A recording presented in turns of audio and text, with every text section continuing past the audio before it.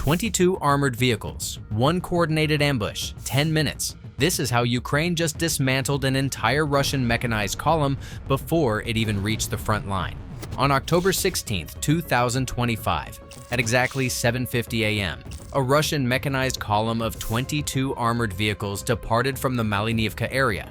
The entire formation advanced towards Shakov with the intention of linking up with a supporting artillery group positioned to push toward Dobropillia. The column was not a loose collection of vehicles, but a fully structured unit operating at a sustained pace of 40 kilometers per hour. It included T-72B3 tanks, BMP-2s, BMP-3s, BRM-1K, command vehicles, fuel trucks, ammunition carriers, repair platforms, and auxiliary support units. This wasn't some random supply run. This was a fully structured mechanized artery designed to feed a Russian push toward Dobropillia.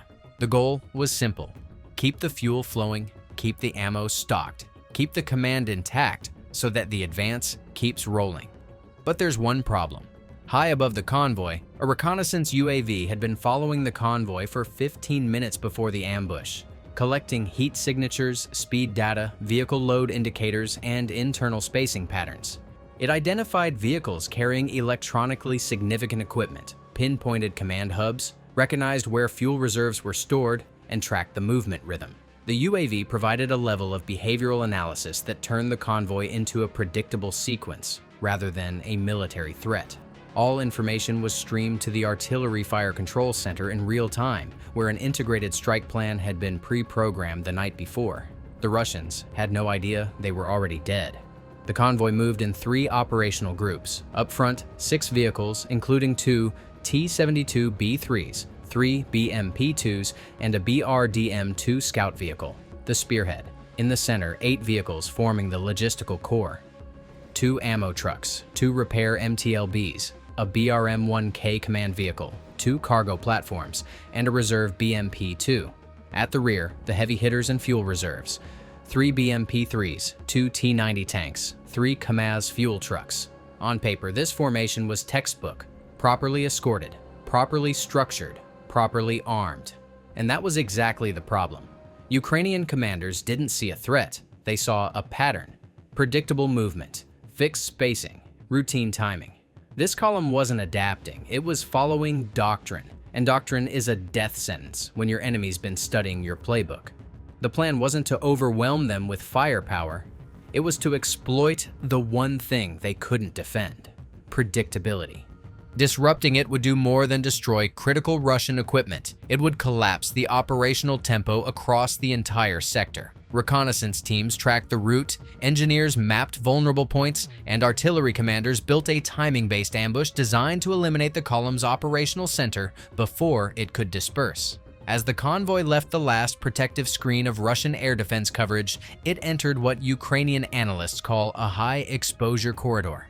This was a zone with shallow depressions, broken tree rows, and wide stretches lacking observation posts. Remote terrain, perfect for the Russians to feel safe. Perfect for Ukraine to spring the trap.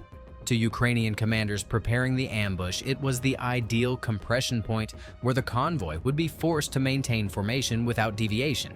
The kill chain began forming long before the convoy reached the intersection at Shakov.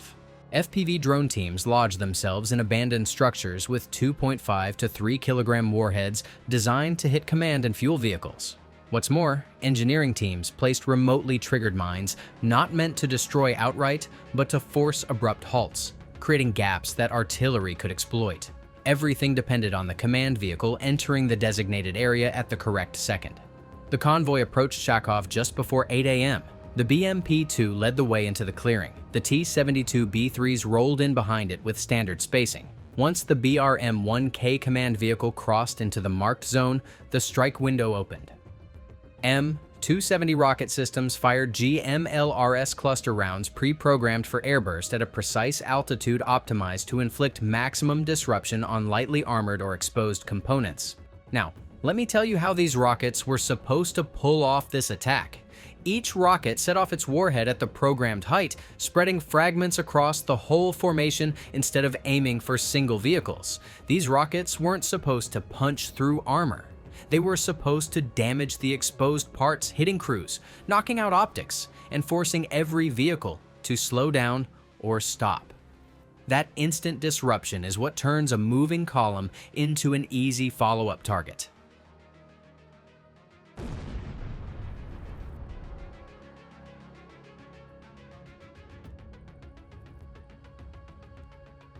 The first detonation struck within seconds. A BMP-2 was destroyed, a BMP-3 lost its tracks and slumped to a halt, and a T-72B3 suffered moderate damage that forced it out of alignment. Communications were fractured immediately. The formation lost tempo. Vehicles attempted to accelerate, disperse, or reverse, but the timing had already been lost. Trying to escape the impact zone, the convoy unintentionally triggered the mines placed on lateral routes. An ammunition truck's rear axle was completely broken, scattering rounds that detonated in cascading bursts.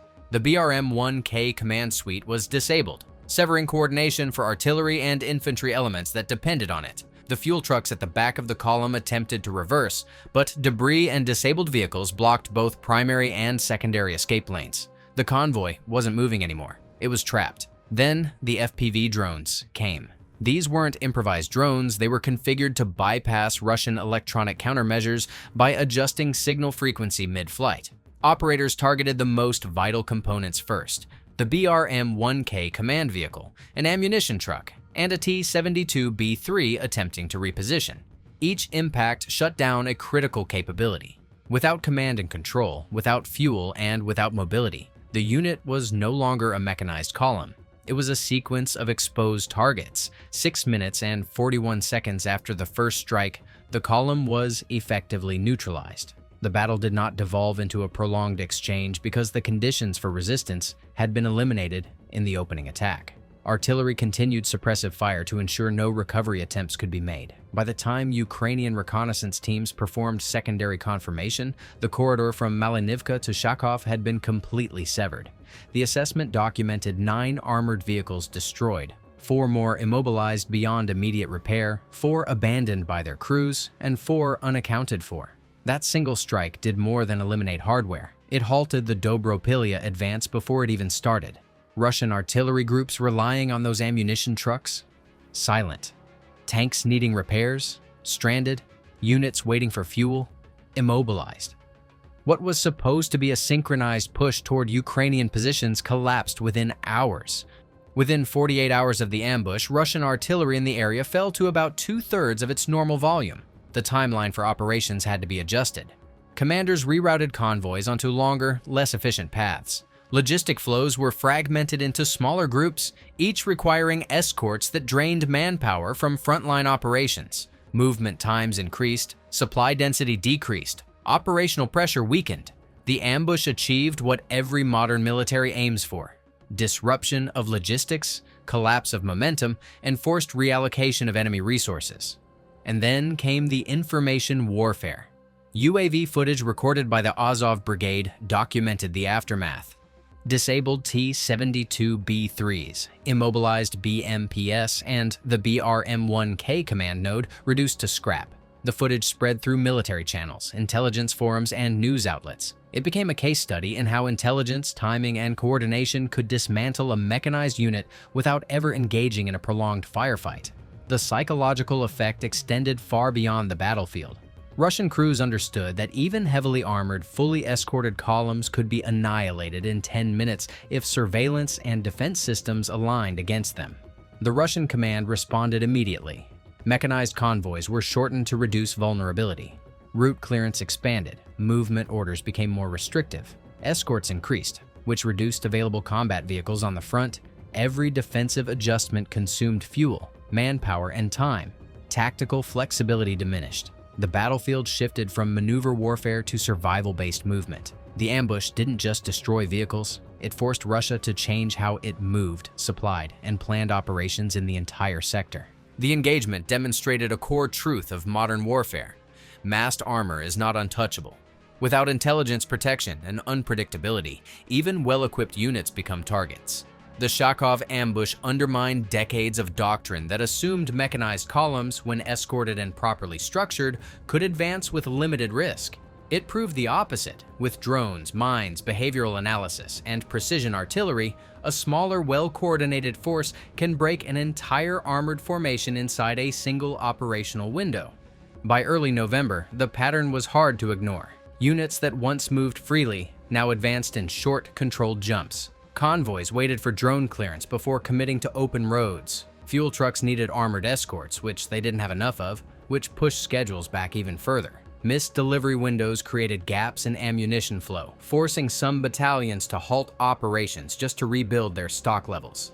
Field commanders complained that mobility was no longer a strength but a liability.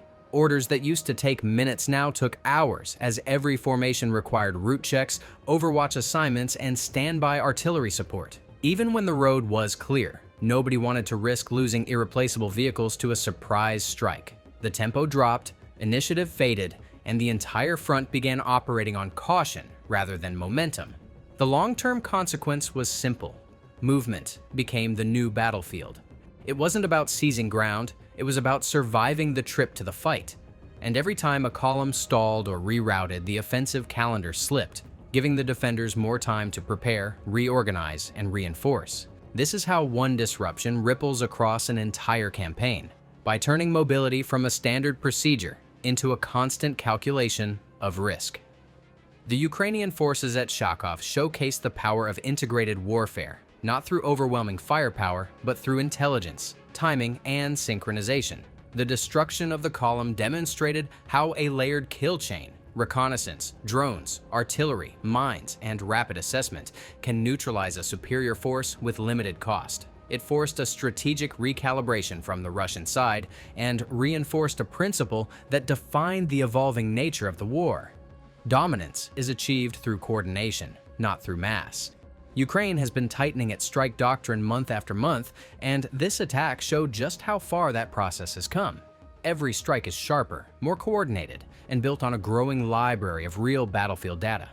The events of October 16th remain a benchmark for modern defensive operations. A single convoy, neutralized in under 7 minutes, reshaped movement doctrine across the region.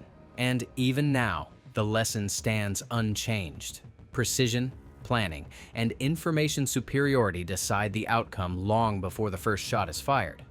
If this is what Ukraine can do in 10 minutes, what will the next 6 months of precision warfare look like? Drop your prediction below and hit subscribe for more frontline analysis.